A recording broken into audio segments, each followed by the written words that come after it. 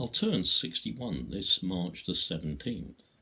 I doubt seriously now that I'll ever turn 71 on March the 17th, 2029. Now that the gang of however many have left the Labour Party, now that the Tory self-interest defections have happened, my lifespan, and I might add the lifespan of many, has been seriously curtailed. Along with those of us who are sick, disabled, mentally ill, reliant on state support, and considered by the Tories, in the main, a worthless drain on public resources. This little group now ensures that the Tories will remain in power for at least another decade. During this time, they will fully privatise the NHS, and while they create more billionaires than any other country in Europe, life will become unbearable for those already living in abject poverty. The return of Victorian-era diseases will continue. GPs will continue to treat people for malnutrition. Homeless people will freeze to death on our streets. The education system will be decimated, and only those parents able to pay will ensure a proper education for their children. Employment rights will simply no longer exist, and employers will be able to hire and fire at will. Human rights will be limited, and things like detention without trial will become commonplace. With the rise of hate politics and the far right, the UK will become increasingly racist, and everyday racism will continue to become commonplace.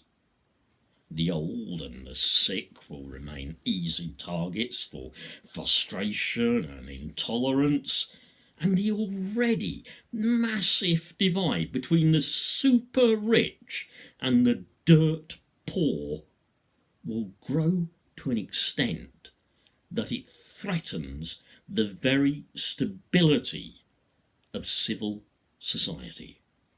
During another decade of Tory rule, I expect to see my own existing medical conditions untreated.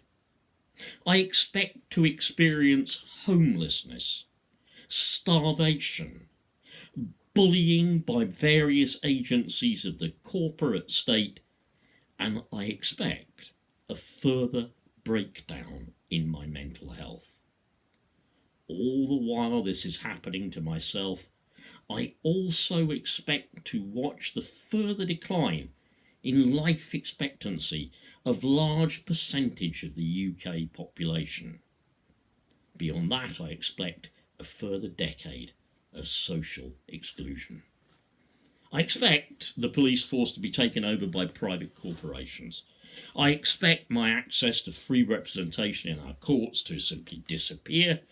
Even now, I expect to be considered guilty until proven innocent, and not the other way around.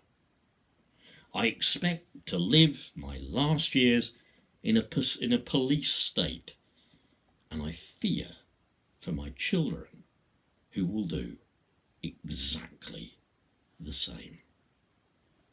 In short, British politics is now so irretrievably broken that this has opened the way to a totally fascist ideology, fascist policies, and fascist control over the lives of ordinary people. In these times, the sick and disabled have always done badly.